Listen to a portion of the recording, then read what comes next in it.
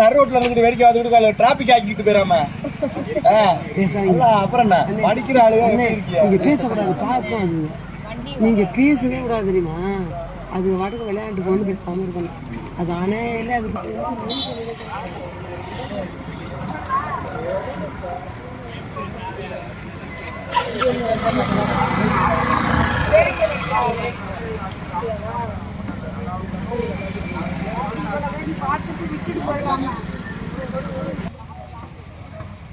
அவங்க பிடிக்கிறத பார்த்துட்டு நினைப்பேன்.